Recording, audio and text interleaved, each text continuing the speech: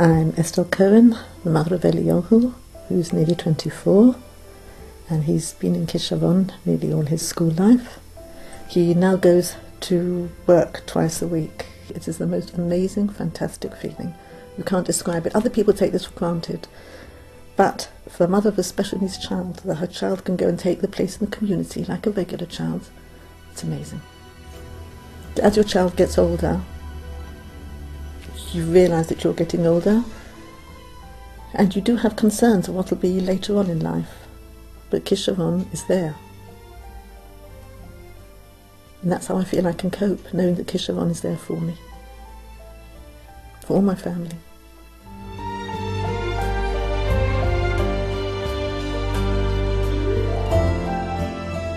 Kisharon came up with a very good idea, and in 2008 they asked us if we would allow one of the children to come into our office on a weekly basis and to work, so that they felt worthy and they could come out and actually be part of what was going on in the community and feel like they were achieving something themselves.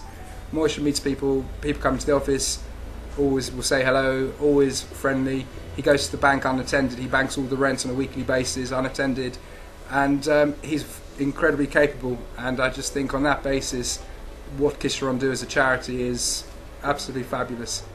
I feel this is full integration really with the community, and I feel it's something that everyone benefits from, and mostly for the person who has got a job, who never thought in their life that they could actually give something to somebody else, not just being looked after. Our services are meant to be there from the very beginning, where people have a child born with a disability, and being able to offer them support and advice, and to know that there's an organisation that has the expertise and ability to help them in some way right from the very start, and then through the educational process and right through for the rest of their lives. My name's Michelle Riemer, and my son Shrilik Riemer is in the purple class at Kisharon Day School. Although he's 12 years old, his behaviour and his speech and everything about him is more like a 4-year-old. I think Kisharon is a lovely school, and I love it because he has a chance to be a real person inside the school. I find that very exciting, that there's a place in the world where he belongs and where he is Shrilik, and he is just so happy there. I feel that he has been given a beautiful life because he's always protected.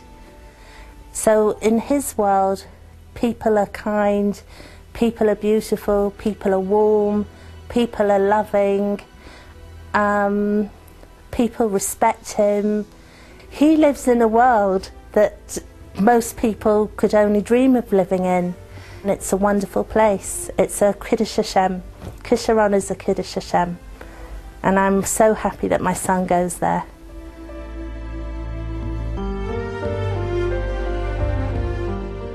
My name's Emma Avivi, and I have a son, Danny. He's nearly 4 and he's in his 2nd year at Tough Kid.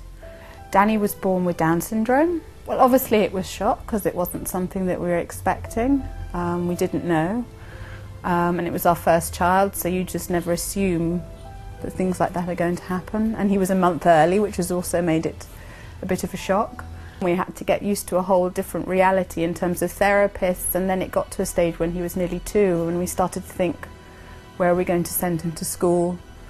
And we were a bit nervous because we weren't sure where he should go. Should he go to a mainstream school? Should he go to a special needs school? And then someone mentioned Tough Kid, and I went to look at it, and I just knew that straight away that that was the place for him because of the combination of the two. and it just seemed like such a loving, warm place, you know, sort of an extension of a Jewish home, everything you'd expect. It was just perfect, and I just knew he'd fit in there straight away, and it was just wonderful.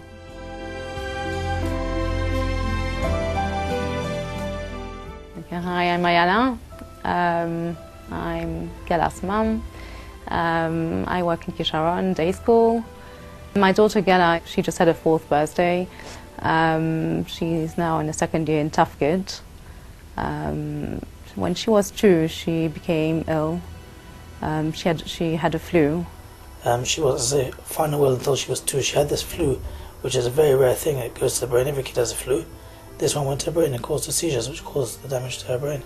Because we have children who think that one day they're going to go to school and to yeshiva and to college and to get married, have children, and now you don't know, will they, won't they, when will they, what will they be able to do, will they be able to run, will they be able to play sports in school, will they be able to swim, will they be able to walk, drive, all the things that we take for granted. And you don't know if they'll ever be able to do that. You start coming to terms with that, and then you're like, okay, now where do we go?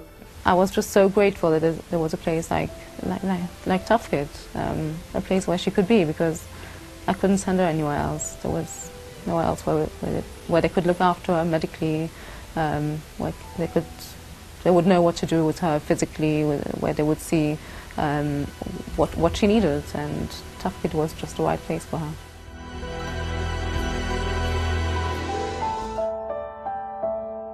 My name is Rhoda Finn. My daughter Tamara is now nearly 32 next week. She's been with Kisharon since she was 19 when she left school, and she spent all her days at Kisharon taking advantage of, in Parson Street, taking advantage of all the activities, and she's been very happy there. She can't speak.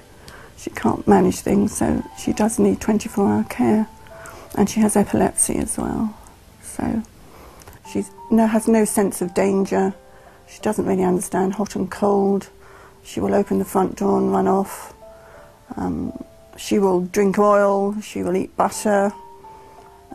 She doesn't understand when she's had enough to eat, so she can make herself sick without realising. And of course she has to have her medication given to her properly, so there always has to be proper supervision. It's like looking after, you know, a toddler, and looking after a toddler for 30 years and being constantly on edge. She's nearly 32, we're getting much older, and she has very challenging behaviour at times. She's very sweet and loving, and we love her to bits, but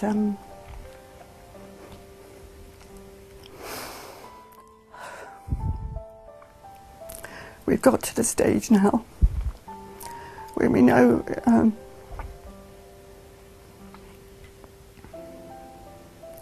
the best thing for her is to be able to find somewhere for her to live and be happy whilst we're still here to help her. And Kisharon very kindly saying they're going to support her, which will be wonderful. And it's also difficult for us to let go, I suppose. We know we should, but it's difficult. I think any parent does. And let go of their child when they become an adult. And for someone so vulnerable. It's difficult. My older daughter, when she left, she got married, she got a baby. That's the way things should go. Tomorrow will never do that. So Kisharon have been an enormous godsend in our life. They've been enormous beneficial influence. Quite frankly, without them, I don't know what we would have done, particularly since she's become an adult. She goes to Kisharon, she gets a lot of pleasure and instruction from the people at Kisharon. She comes home, and you know, we know that she's been in a place where she's been safe, been cared for, and more to the point, people actually say from time to time, you know, we love Tamara, and to have that from a third party, you know, it's wonderful. So we're enormously grateful.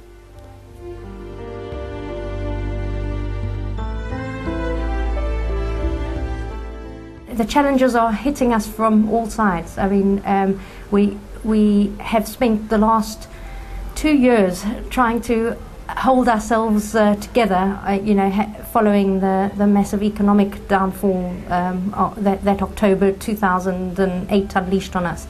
And we now have to face the massive cuts that have come about because of the spending review. We're expecting that over the next 3 years we're going to have a 25% cut in our funding that comes directly from local authorities, and 2/3 of our funding comes from local authorities. In some respects, never been a higher demand for our services, as well as facing this impending doom of the funding being cut as well.